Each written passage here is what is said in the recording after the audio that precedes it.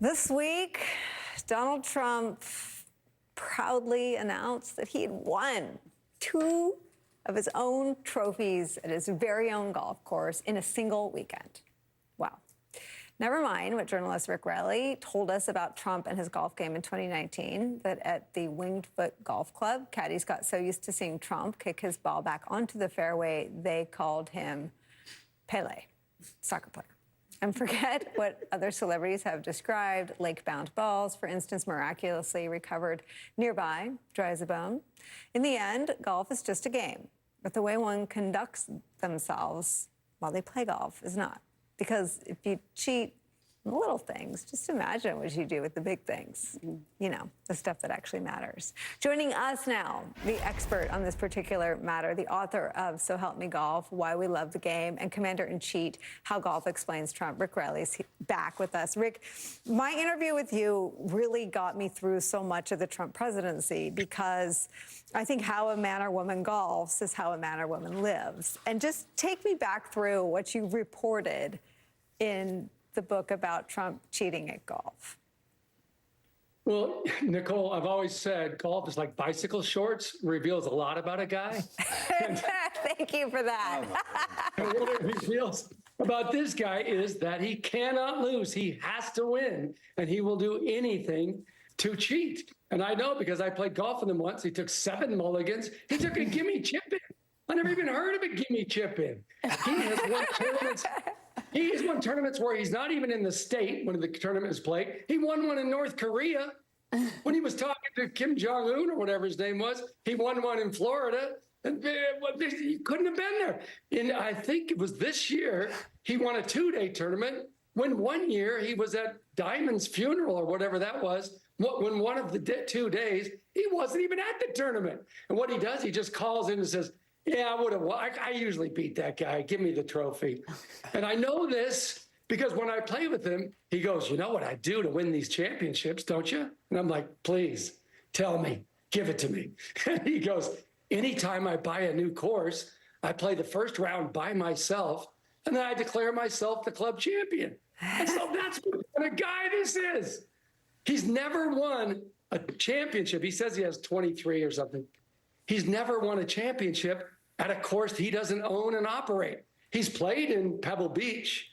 He's played in the Tahoe one where there are rules and judges and cameras. And in those, he's never finished in the top half. So he wins when anybody who disagrees that he won is out of the club. That's how he does.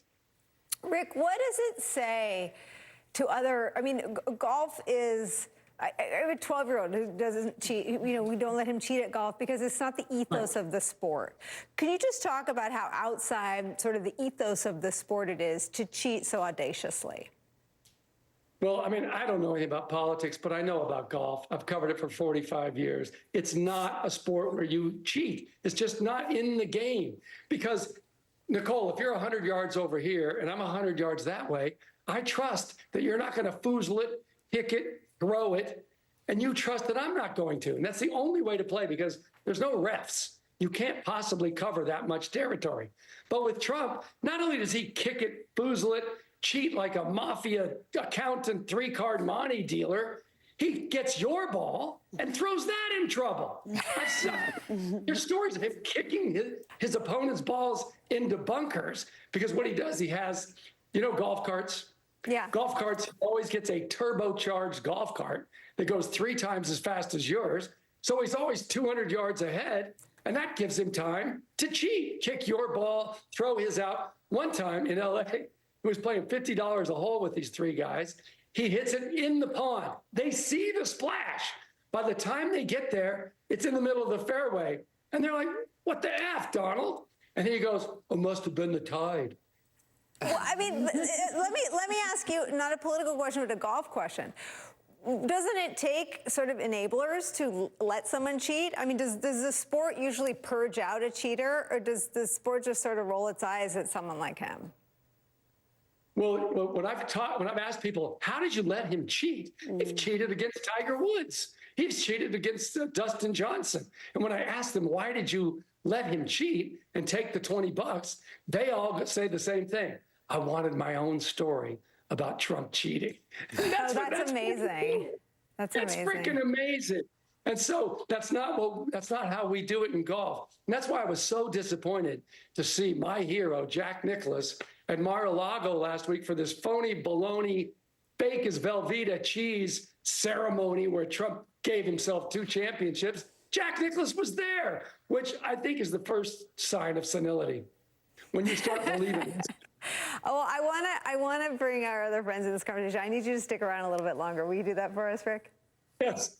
Okay. All right, I get all worked up. You always give me. Good. We need it. Honestly, you know, a lot of things you say about Trump, that he's bad at golf and cheats might be the one that makes him the most mad. We'll see. We're going to sneak in a quick break. Yes. We'll all be back on the other side. We should have done this higher because it sort of connotes that it's a kicker, it's a light story, and it's not. I mean, Rick writes that, you know, what does golf have to do with being president? What does it matter if he cheats? What's it got to do with leading the country? Everything. If you cheat at golf, you cheat at everything else. Yeah, I mean, and we see this, right? Because he's saying it's rigged and the election hasn't even happened yet. I always think back to what Hillary Clinton said in 2016, where she said, being a public servant is about public service. And I really do think when you look at Trump, he has never once ran for office because of public service. Like, he does not want to serve the public. He wants to serve himself. The cheating, too, and the audacious nature with which he does it on the golf course is also something he imported into the presidency. Yeah, it really is. You know, we were joking, the story in '94, the North Korean leader Kim Jong-il reportedly had 11 holes in one, and it stood as the country record forever. When I saw Trump tweet that out last weekend, that's what immediately came to mind. Now, look, Kim Jong-il would execute somebody who challenged him on whether or not that was true or not. We're not facing that, but I will tell you what it tells us about Trump. I was just saying yet. But I think what it does show us is how comfortable he is with cheating. Right, as Rick goes through all these people that he's willing to cheat in front of, knowing that they are influencers, that their voices extend out to different places, that he's willing to cheat in front of so many people with such audacity, that is a matter for people participating in the democracy. Do you want somebody to lead the nation that's actually comfortable lying to you and cheating? I think we've seen what that looks like for 4 years, but it's on the ballot again in November. Rick, you get the last word. Sorry, Nicole, the reason it matters, I was saying long before the election, if he loses, he's going to come up with some reason he didn't lose, and that's how he does it in golf. Oh no, you talked, because with me he would be like, oh no, you talked to my backswing, I get a re-hit. And now over and over, they translated this book into German, Commander-in-Chief, and their title was "The Man Who Can't Lose," and that's literally what it is. He can't lose. So he started making a soft place for him to land before the election even happened. And that's what he does with golf. If he somehow thinks you're going to beat him, he's like, well, I need more strokes from you and this and that. He always finds a way. When I was 7 years old, I would play basketball in the driveway, and I played all 10 guys in my mind, and I always won. And I was the guy that hit the game winner. But you outgrow that. But this guy You were 7, this need to win. I said earlier in the show that I wished I had studied psychology or psychiatry because Trump exceeds my skill set. You get it. We're going to have to get you here at the table on a more regular basis. Rick Riley, thank you so much. Molly, David, thank you for being at the table.